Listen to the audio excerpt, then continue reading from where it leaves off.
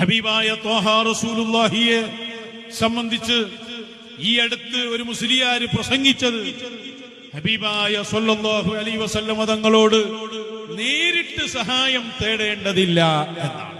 നിങ്ങൾ ആലോചിച്ച് നോക്ക്, റസൂലുള്ളാഹിനോട് അഥവാ നമുക്ക് പറയാൻ പറ്റുകയാണെങ്കിൽ ഇടപെടൽ, റസൂലുള്ളാഹിനോട് അള്ളാഹിനോടൊന്ന് ഞങ്ങൾക്ക് ദ്വാരന്ന് വാങ്ങിത്തരണം, ഞങ്ങൾക്കൊന്ന് ഇടപെട്ട് ആ കാര്യങ്ങൾ അള്ളാഹിനോട് പറഞ്ഞു വാങ്ങിത്തരണം, അല്ലാതെ നേർക്ക് നേരെ റസൂലുള്ളാഹിനോട് പറയാൻ പാടില്ല. നബി സല്ലല്ലാഹു അലൈഹി വസല്ലം തങ്ങൾ അള്ളാഹുവിന്റെ റസൂലായി വന്ന ആളാണ്. ഇയാൾ പറയാ, അതുകൊണ്ട് തന്നെ ആ റസൂലിനോട് തേടുമ്പോ നേർക്ക് നേരെ ആയി പോകാൻ പാടില്ല. അതുകൊണ്ട് ഞാൻ ഉറപ്പിച്ച് പറയുന്നു, നമ്മൾ മുസ്ലിമീങ്ങൾ നബിതങ്ങളെ കുറിച്ച് വിശ്വസിക്കേണ്ടതുപോലെ വിശ്വസിക്കണം. ഫല്ലദീന ആമനൂ ബിഹി, നബിതങ്ങളെ കുറിച്ച് സഹാബത്തിന്റെ വിശ്വാസം കണ്ടില്ലേ?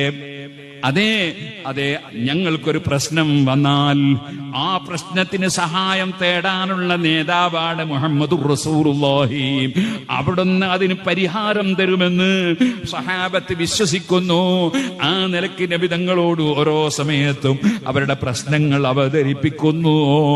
നബി തങ്ങൾ അതിന് പ്രശ്നത്തിന് പരിഹാരമുണ്ടാക്കി കൊടുക്കുന്നു. ഇതാണ് സഹീഹുൽ ബുഖാരിയുടെ വ്യാഖ്യാനത്തിൽ ഇബ്നു ഹജറുൽ അസ്ഖലാനി തങ്ങൾ രേഖപ്പെടുത്തിയത്. നാളെ ഖിയാമത്ത് നാളായാൽ മുഅ്മിനീങ്ങൾ എന്ത് ചെയ്യൂന്നറിയോ? ദുന്യാവിൽ അവർക്ക് പ്രശ്നമുണ്ടാകുമ്പോൾ നബിതങ്ങളോട് തേടലുണ്ടല്ലോ, അവർ ആഖിറത്തിൽ വെച്ചും അതാ അമ്പിയാക്കളോട് തേടാൻ പോകുന്നു. ഹബീബായ ത്വാഹ റസൂലുള്ളാഹിയെ സംബന്ധിച്ച് ഈ അടുത്ത് ഒരു മുസ്ലിയാർ പ്രസംഗിച്ചത് ഹബീബായ സ്വല്ലല്ലാഹു അലൈഹി വസല്ലം തങ്ങളോട് നേരിട്ട് സഹായം തേടേണ്ടതില്ല എന്നാണ്.